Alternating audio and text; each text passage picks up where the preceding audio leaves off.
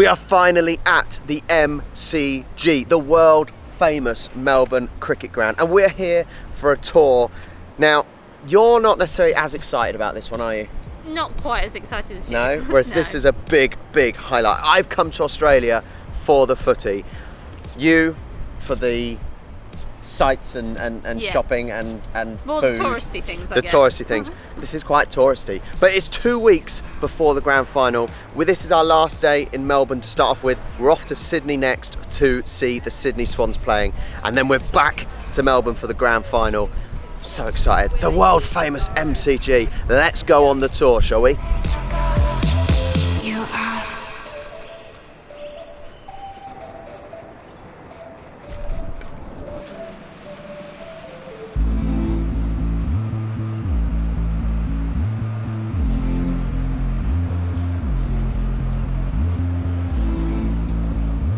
So we've made it for the first floor. As you can see, they're getting the pitch ready. They've got the lights on, growing the grass. The cutter's in the background over there. Oh, it's very exciting. It doesn't feel as, the pitch doesn't feel as big as I thought it was going to be. Even here, you can see everything so easily. I can see from that to that goal. I can see to that goal. I had a conception in my head that it was going to be harder to see things, if that makes sense. I thought the distances would feel further, and they don't. And considering this is a 100,000 seater, if not more, I don't feel, at the moment, bearing in mind I've still got up there, I don't feel too overwhelmed, which I think is probably a good thing at the moment. It is impressive. It is really impressive, though. For most of us, we think of Lord's as being the home of cricket. But in actual fact, the first ever test match wasn't played at Lord's, it was played here in 1877. And in 1977, Her Majesty the Queen came for that test match, and she unveiled this plaque to commemorate a centenary of test cricket. One little side fact, Australia won the first test by something like 41 runs. The result in the centenary test was exactly the same. They did play matches before. It's probably not true. They weren't considered to be proper test matches.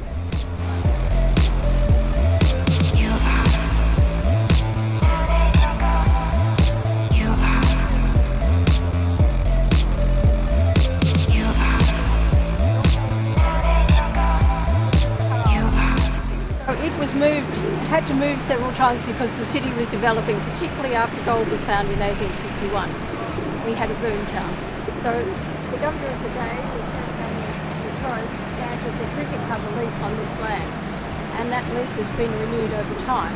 So it still is what we call Crown land. It's owned by the Victorian government, and the cricket club manages it in the best interest of the people of Victoria. So while we've been here since 1853, when you look around, everything's fairly modern. The oldest thing you can see are the light towers. They were put in 1984-5 for day-night cricket. They were renovated about 3 years ago, and the halogen lamps were replaced with LEDs. So it takes a lot less time to warm up, but of course it's also more efficient, environmentally friendly. The stand on the far side, the Great Southern Stand, was completed in 1992 in time for the Cricket World Cup. The final was held here. That was a 50-over game, one-day internationals. The final was held here. It was between England and Pakistan. Pakistan won on that occasion.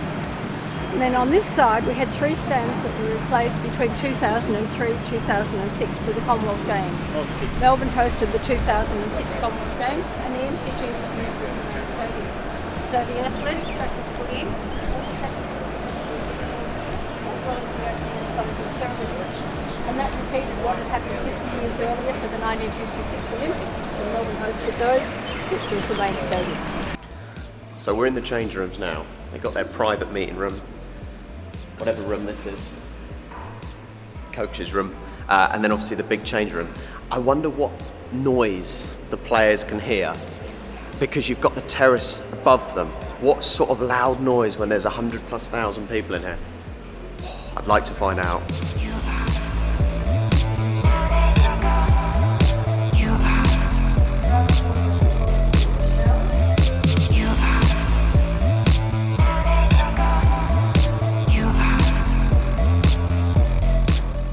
Australia, again it's in date sequence, you get the year, the month, the name of the player, the score and who it was against. But if you look at 1935, you'll see P. Antonio took 6 for 49 against England women. That was a women's test on this ground. They haven't had too many women's tests, but the women are included in those honour boards. Around the corner we have a board for the Australian women's test captains and one for the Australian men's test captains.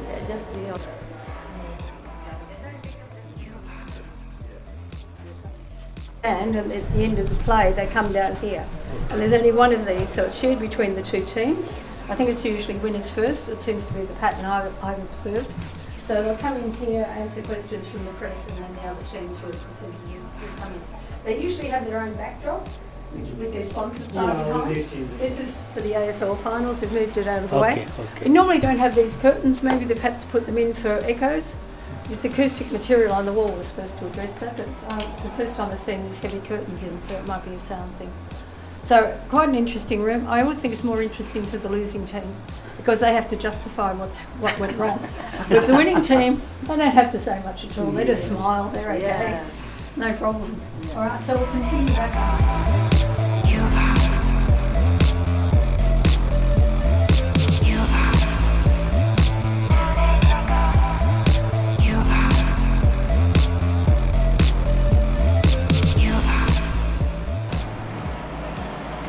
Wow.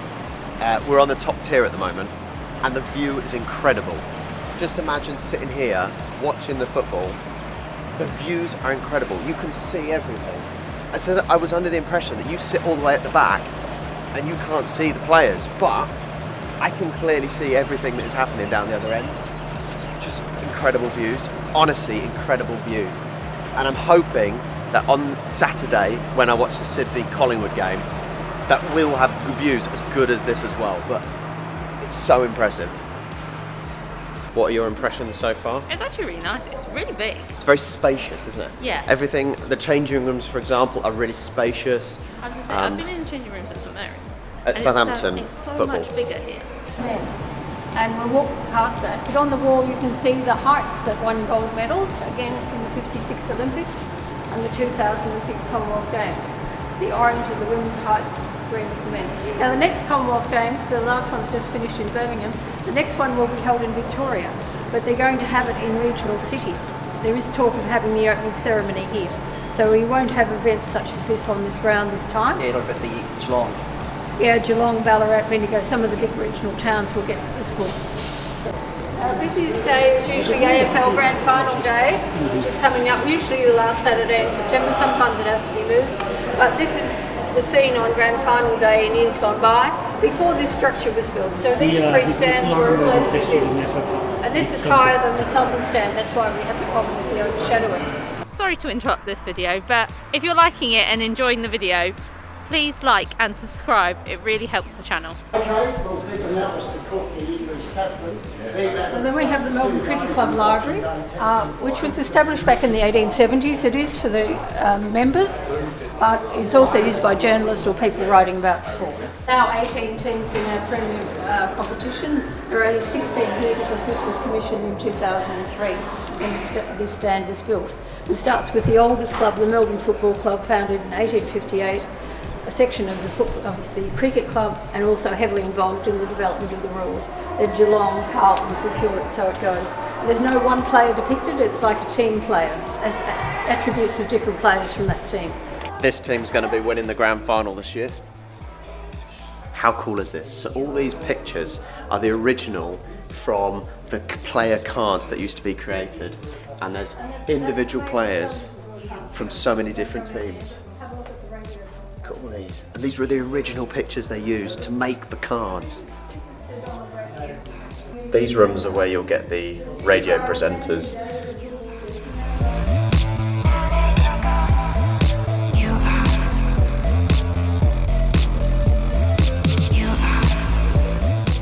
So the TV in Australia was rushed in to get in time for the Olympics. So one of the first things people saw on TV in Australia was the Olympics. This is from the 1956 Olympics at the MCG. It's crazy to think there was a running track out there though.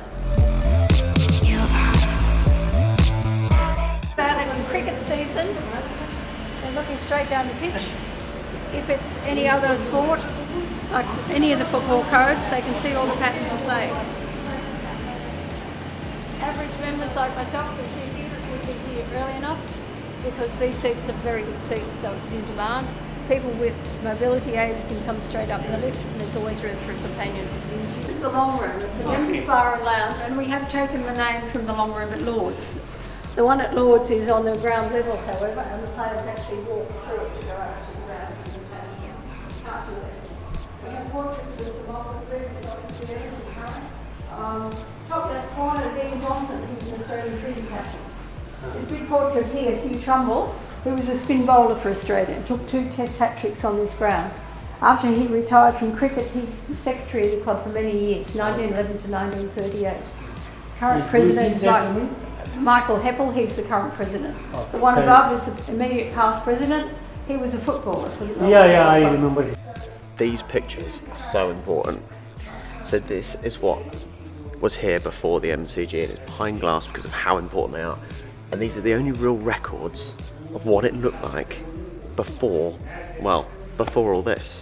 To go along with the painting earlier on, here is a bat from 1863. This is some old memorabilia, I can tell you that. This cricket team, we used to have cycling. We had a visit from the Pope. These insignia relate to what happened during the war.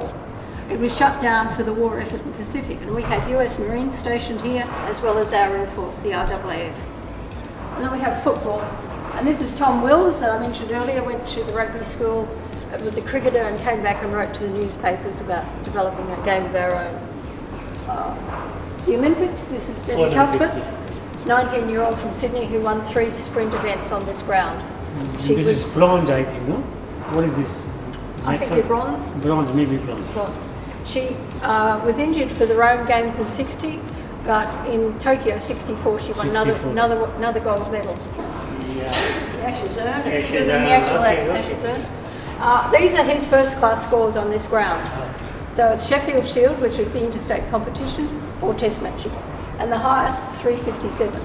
No boundary ropes, 357 on this ground. But he doesn't have the test record because that was in a Shield match. His highest in tests was 270 on this ground. So quite remarkable.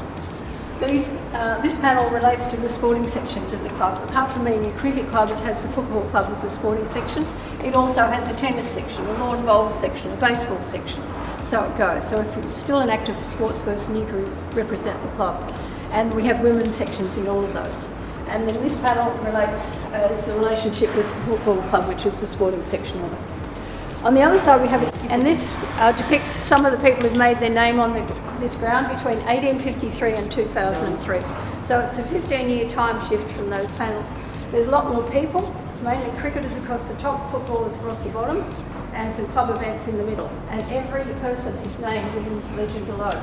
Oh. So you'll see the Ashes and the Indigenous cricket team cycling on the ground. The Sheffield Shield, that was donated by Lord Sheffield to encourage cricket between what were then the colonies of this continent.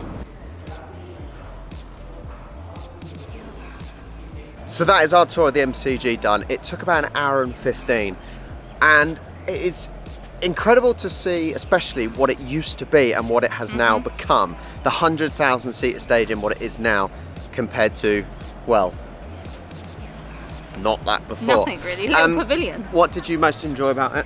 Have a think off the top of your head.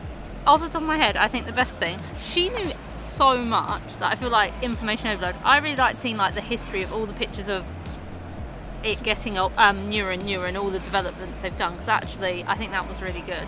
And seeing kind of all the background bits, all the pictures of ex-members and things like that was really good. The actual history of it I've enjoyed. Yeah, the history. Seeing for example, old players, some of the memorabilia, even of the old cricket bat, for example, to see that they've still got that. My favourite actual bit of memorabilia was the images of. There weren't actual specific players, were they? Oh, but the of 16 clubs. 16 clubs. That was really good. They were brilliant. If I could have one of them, I would take it. But I don't think I can sneak it away. You like the tapestry? The 150th year tapestry. That was 150th really nice. year with loads of different players, cricket at the top, and then the football players and at the bottom. And lots of the other events that have happened. But here. what I find interesting, as I said, is it doesn't feel like 100,000 seat No. stadium. Now, whether that's the way that it is quite at the bottom, it's not very steep. It's quite Yeah, 'cause shallow. Football stadiums are very much But- like this. They're very steep. yeah, And yeah. I think until we were right at the top, I didn't really feel it was very big. The top stand up there is definitely steep. When you sit at the front, that is really steep. So it is quite compact. I loved how the view, you could see everything so clearly. As I said, I was coming to the impression of when you're at the top, everything on the pitch is like ants. I thought we'd want to sit, like, not right front row, but on this little tier. But actually, And don't get me wrong, sitting here, sitting in this front seats, you wouldn't be able to see over. it'll be yeah, but it'll be great to see how, because you're so close to the And players. you'd be able to see players and Because things. you're on the same level as them. However, sitting here, trying to see all the way down the other end, behind all the players, I don't think. I think up the top you That's get a the much best. better overview of the game. Yeah, and that actually, I think that is the biggest thing that shocked me. That when I was at the top, I could see so clearly from one end to the other. And that was really incredible, I think. And Yeah, that was really good. That's so important with stadiums, that wherever you sit, you have an amazing view and you can see everything that's going on. Yeah. Because I think in sports like this, when we went to the Brentford Community Stadium to see London Irish in a vlog a while ago for St Patrick's Day, the problem was we were at ground level. I had no idea what was happening at the far end of the pitch. But here, yes, okay, you know it's going to be harder if you're at the front, but you can still see everything that's going on. And I think it's a brilliant stadium. It really, Really really nice. is. So hopefully you found it interesting as well. We certainly did. I thought it was brilliant. Hopefully you found it interesting as well, and you're enjoying these vlogs from Australia. There's loads more to come. Thank you so much for joining us on our trip down under. Make sure you like and subscribe, and we will catch you on the next one. Bye. A final thought. When you're going on tours, it really makes a difference who is on that tour with you, because our fellow tourists, oh my God, they were so annoying. The woman, the tour guide, would say a date of something, say like 1860 something, and the man would repeat 1960, no, 18. Oh.